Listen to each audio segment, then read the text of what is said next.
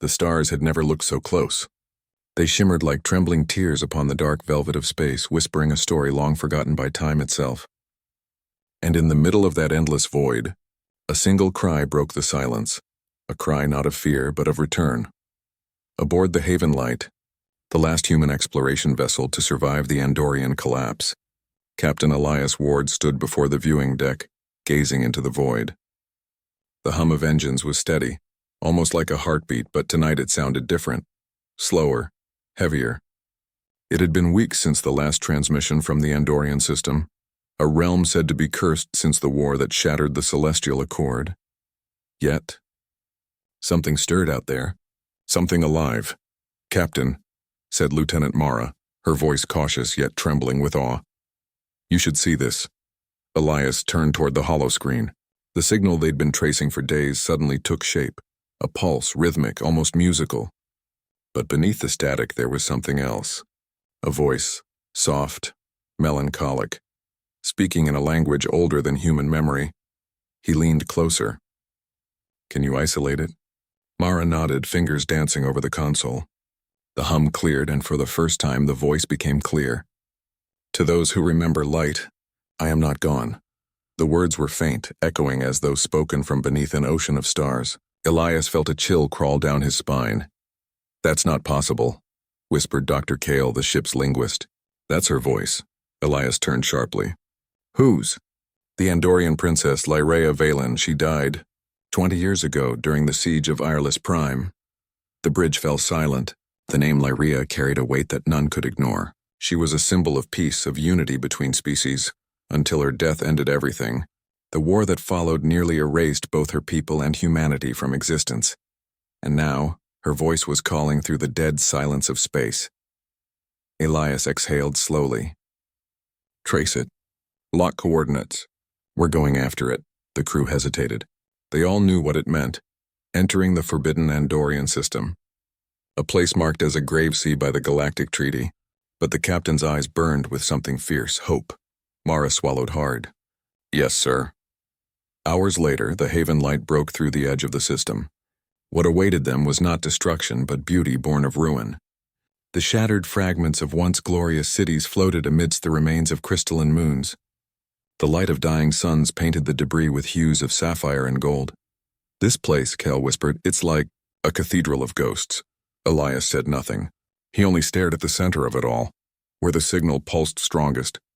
A massive structure lay half-buried within a drifting asteroid field. Its architecture distinctly Andorian, curved, luminous, almost organic. As they approached, the hum grew louder, resonating through the ship's hull, vibrating in their bones. It wasn't just sound. It was a heartbeat. The crew deployed a drone to scan the structure, but as it neared, the ancient doors of the ruin opened by themselves. A soft blue light spilled outward, gentle but commanding. Inside the light stood a silhouette. At first, Elias thought it was a trick of reflection, but then she moved.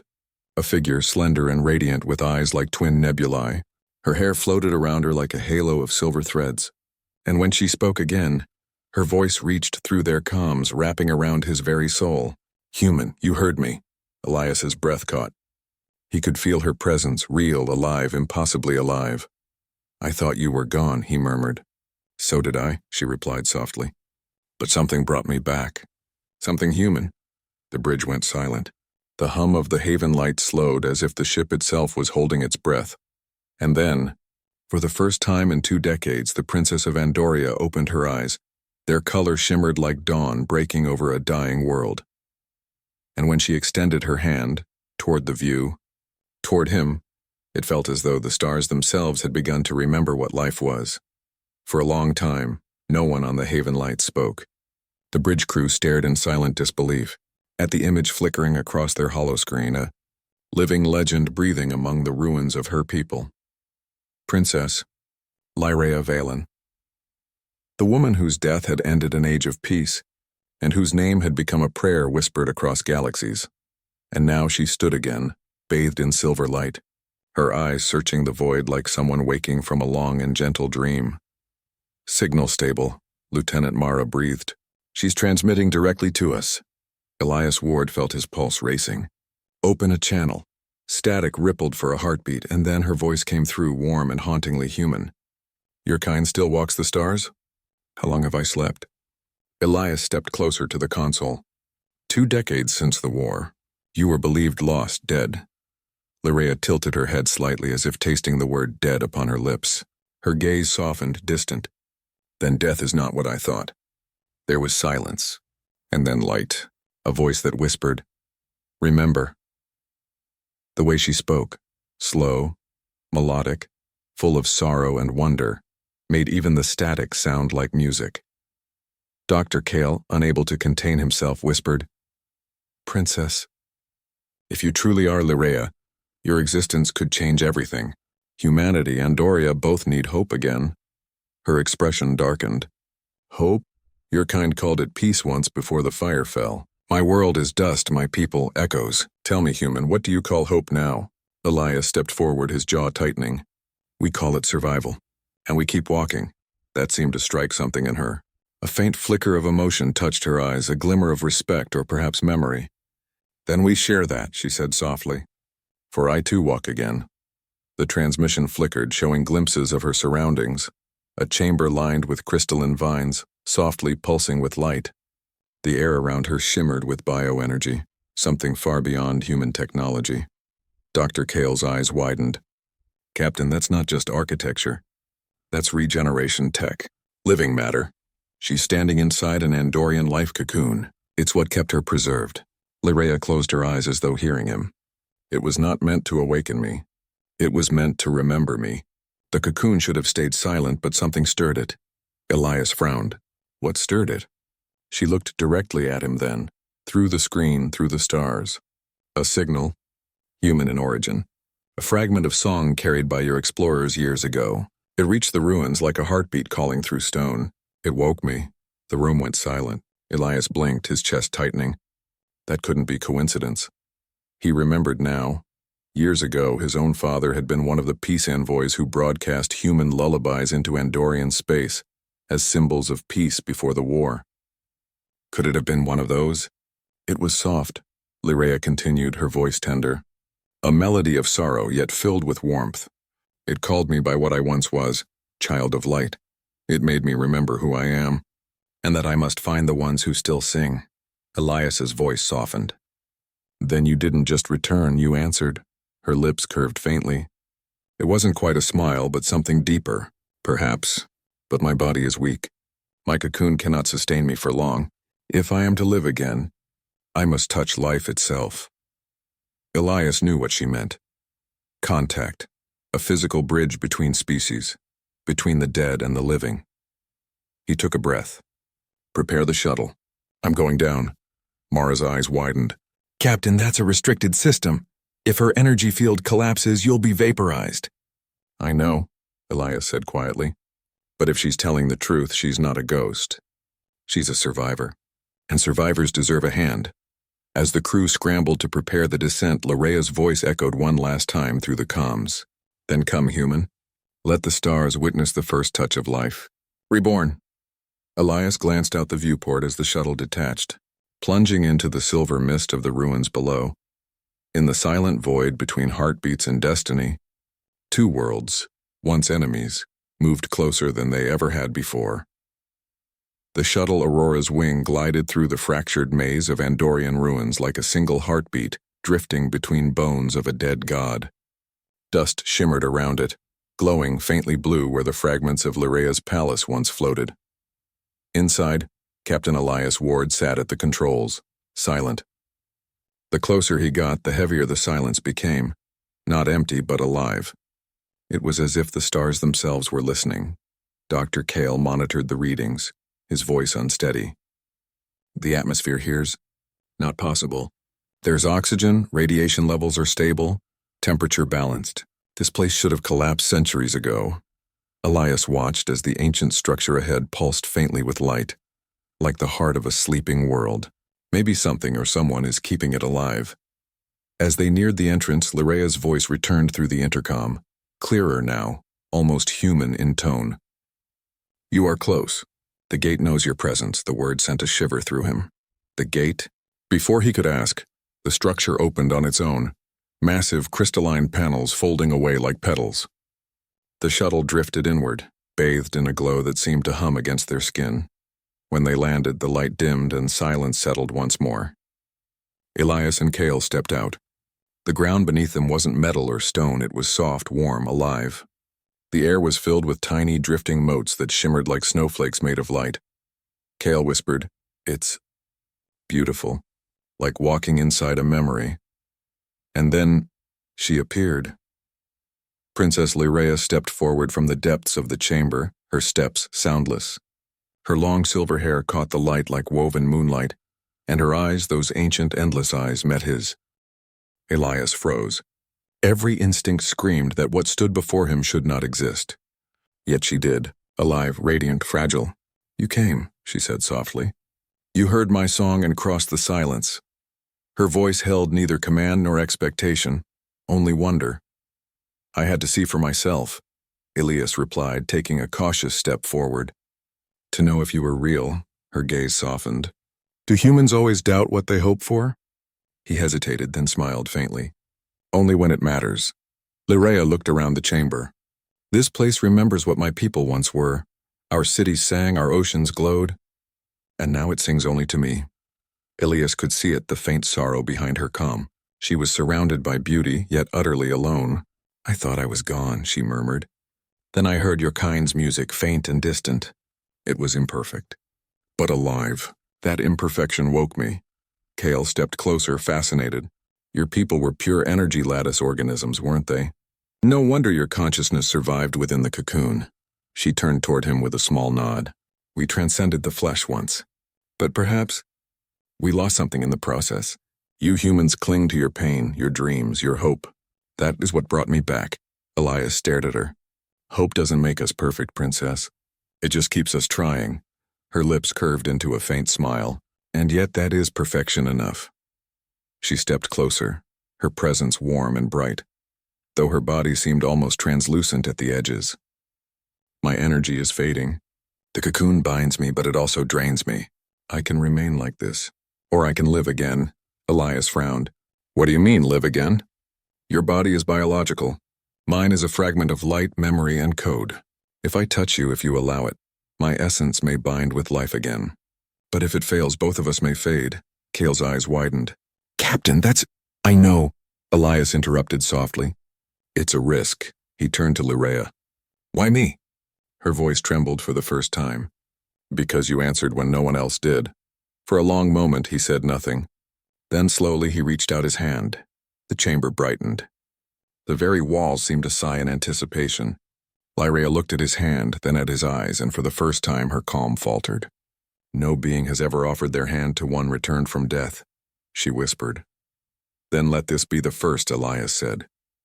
She hesitated, a flicker of fear passing over her ethereal features. Then she reached forward.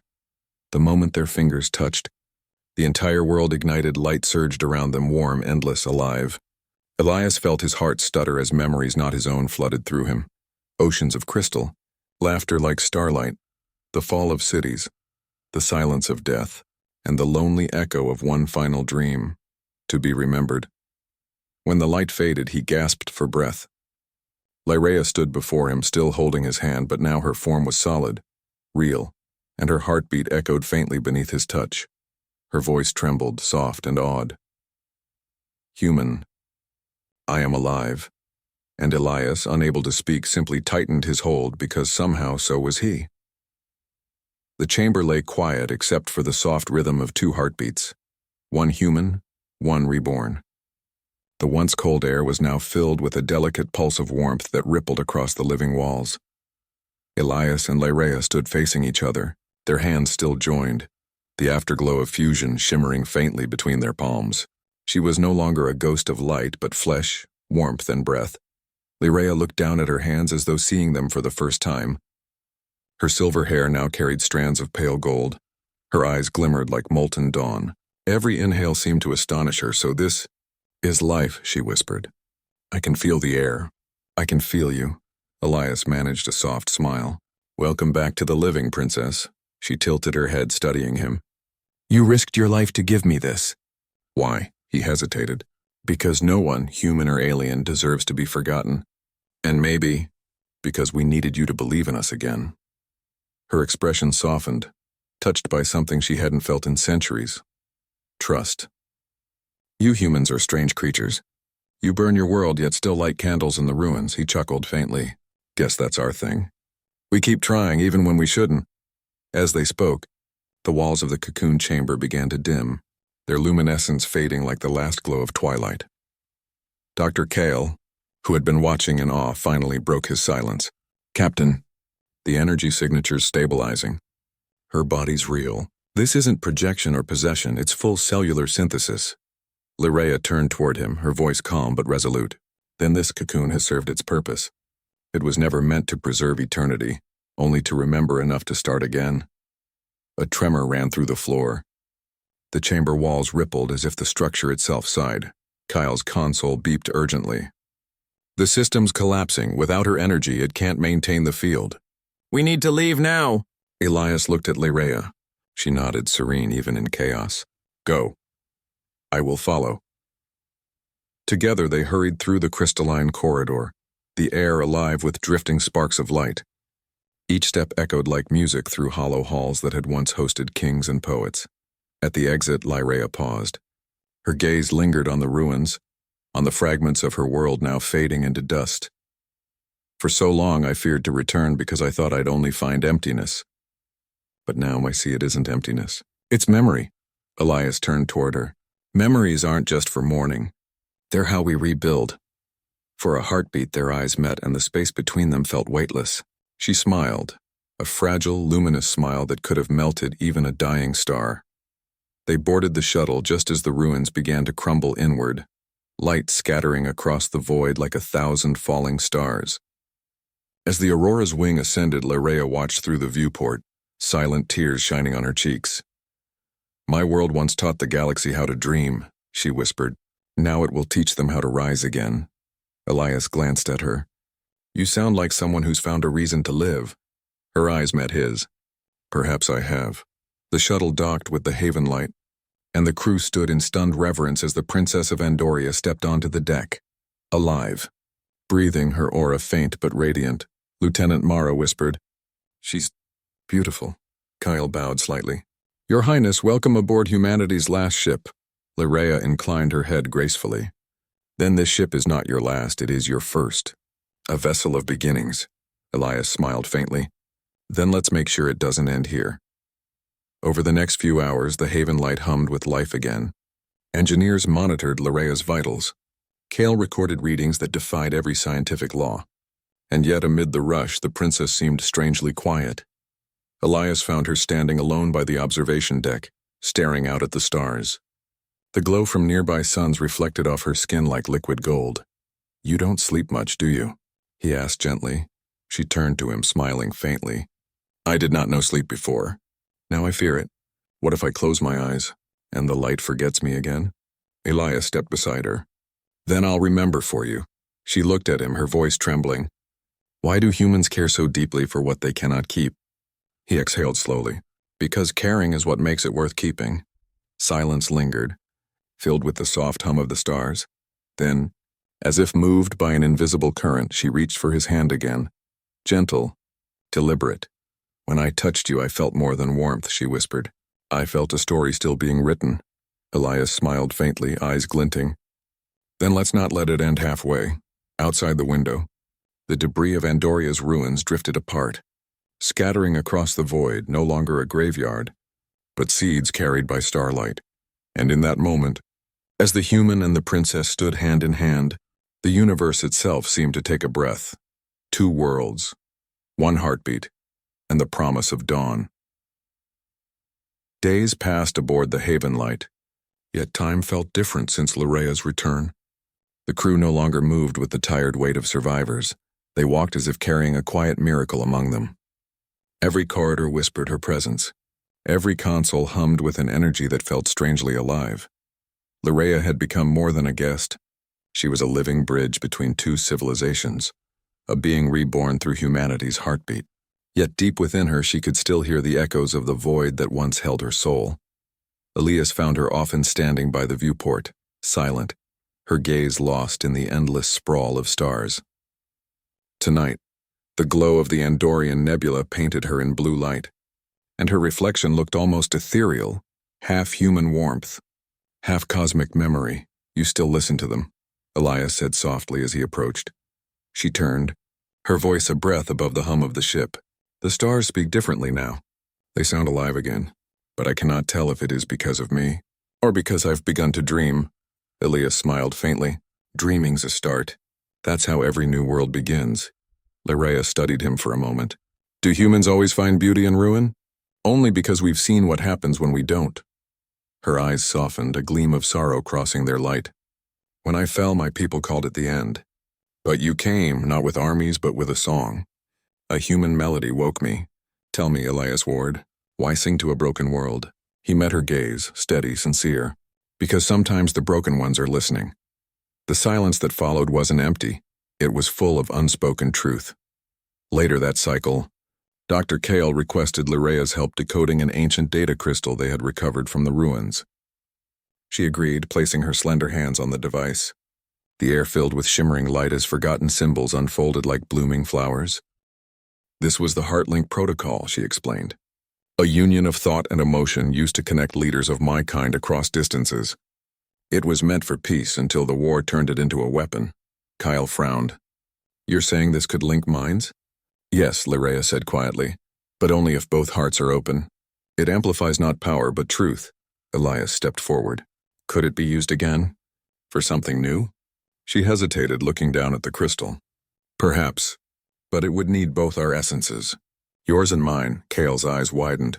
Captain, if this works, humanity could finally communicate beyond words, with understanding, not translation. Elias looked at Lyraea, seeing both hope and fear flickering in her eyes. Then let's do it, she nodded slowly. Once joined, there is no barrier between thoughts, Elias. You will see me, my pain, my failures, my ghosts. And you'll see mine, he replied quietly. That's the price of truth. They sat opposite each other in the silent observation dome. The crystal hovered between them, glowing softly. When their palms met again, the light deepened until the room dissolved around them. And then, connection. Elias gasped as he saw through her memories, cities of light rising from oceans, laughter that danced on sound waves, children sculpting stars with their hands. But then came the screams, the fire, the betrayal that tore her people apart. And beneath it all, a loneliness so deep it sang like an elegy. Lyraea trembled.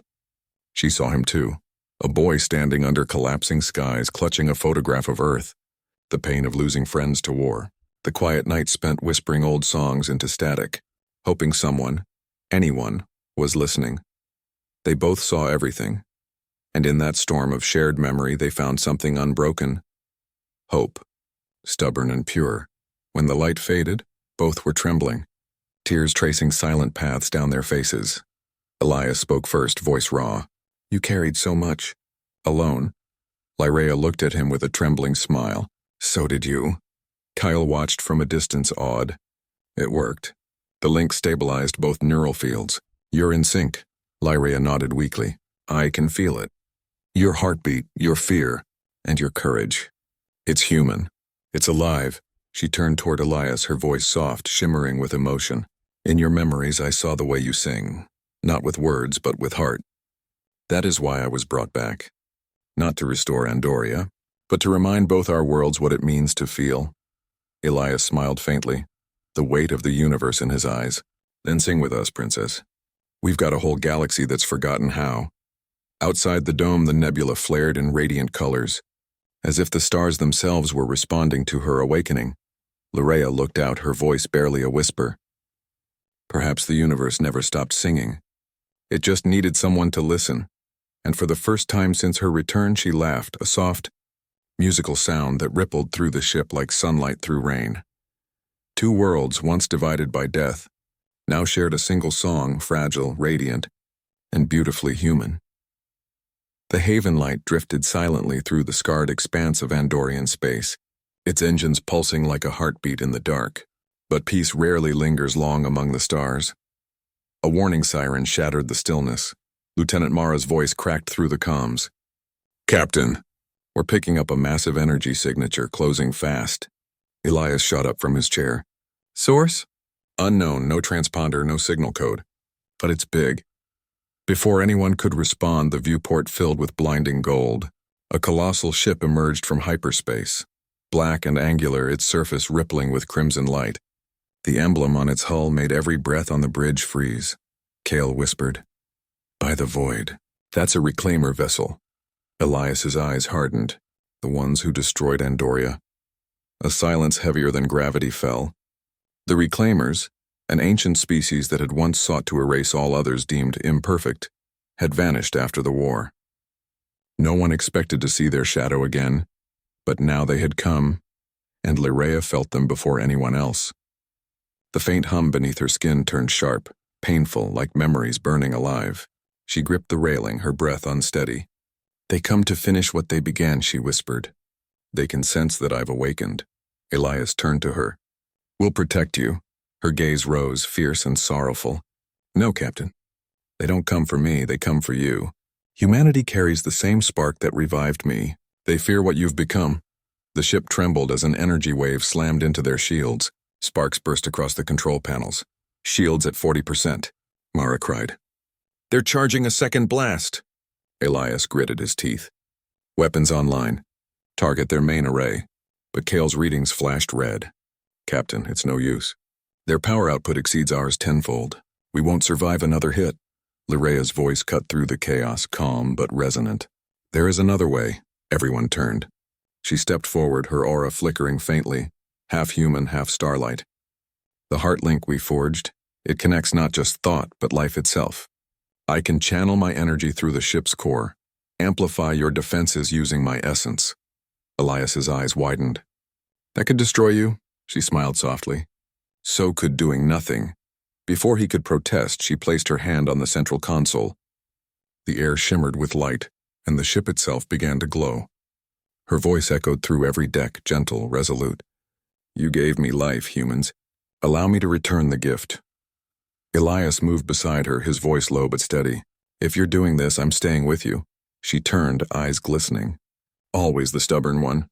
He smiled faintly. "Takes one to know one." The reclaimer ship fired again. A golden torrent of energy streaked toward them, but this time the haven light didn't shatter. Instead, the blast curved, swallowed by a shimmering field of light radiating from Lyraea herself. Her voice filled the bridge, harmonizing with the hum of the engines. It wasn't speech, it was song. The same melody that had awakened her now poured through the ship, interwoven with the sound of Elias's heartbeat. Kale's jaw dropped. She's rewriting the resonance frequency, using emotion as an energy conduit. The haven light surged forward, leaving a trail of radiant energy behind. For the first time, the reclaimer ship faltered, its weapons dimming. Lyraea's face glowed brighter, her body trembling. "Elias, their core is bound to the same energy that fueled my people.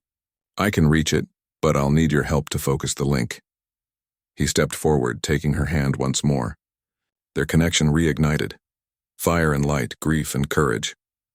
"Show me how," he said. Together, they extended their joined hands toward the viewport. The energy field pulsed outward in a cascade of brilliance. It struck the reclaimer vessel, and for a moment nothing. Then came the sound like thunder breaking the stars apart. The enemy ship cracked, its lights flickering out one by one, until it exploded into a silent bloom of color, like a dying sun releasing its last breath. The haven light floated amid the debris, its system stabilizing. The storm had passed, but Lyraea was collapsing. Elias caught her before she fell, her pulse faint, her light dim. "You did it," he whispered, her lips curved weakly. "No, we did." He held her close, her skin cool but still alive. "Stay with me, Princess, please." She looked up at him, eyes glowing faintly. "If I fall again, remember what we made tonight. A song of life between stars." And as her eyes fluttered shut, Elias felt the haven light's engines hum softly, like a heart still beating in her stead. Outside, the wreckage of the reclaimer ship drifted silently, scattering through the void like shattered darkness. And humanity, against every impossible odd, had sung louder than extinction. Silence fell across the haven light. The battle was over, the void calm again, yet no one felt victorious. The bridge lights dimmed to a gentle gold as med drones hovered quietly around Elias and the still form of Princess Lyraea Valen. She lay upon the diagnostic platform, her pulse faint but steady, her face peaceful, like a sleeping dawn. The faint silver glow that once surrounded her was fading, absorbed into the hum of the ship's core. Dr. Kale worked frantically. Her vitals are fluctuating. Whatever she transferred into the energy shield drained nearly all of her life force. Elias stood motionless beside her, eyes fixed on her face. She saved us. She saved everyone. Kale's voice trembled. Captain, even for her kind, this level of energy loss may be irreversible. Elias clenched his fists. Then find a way to reverse it. Lyraea stirred faintly, her voice barely a whisper. Do not mourn yet, Captain. I am not gone. He knelt beside her, his hand brushing hers. It was cold, too cold. You shouldn't have done it alone. Her eyes fluttered open, silver light flickering in their depths. No one truly acts alone when they are remembered. The words struck him deeper than any wound. She smiled weakly. When I was lost, your song reached me. When I returned, your hand steadied me. Now, your heart will keep me. Kale turned away, unable to hide the tremor in his voice. Captain, if her consciousness is still active, maybe we can anchor it to the heart-link circuit. It's risky, but it could stabilize her. Elias nodded sharply. Do it. The ship's central lights flickered, the hum of the core deepening to a heartbeat rhythm. Lyraea's body glowed faintly as the connection reactivated, threads of light weaving between her and Elias once more. Kyle began the synchronization process. Captain, you'll need to hold the link manually. If you let go, I won't, Elias said firmly. He clasped her hand. Lyraea, if you can hear me, come back. For a moment, nothing. Then the heart link pulsed once, twice, and suddenly his mind was filled with visions. He was standing in a sea of light, endless, golden, alive.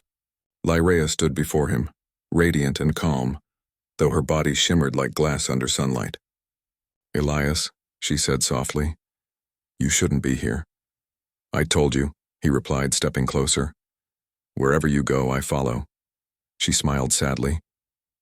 This place is not life. It's memory. I am becoming part of it again.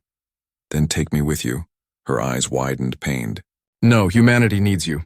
It needs what I found in you. He shook his head.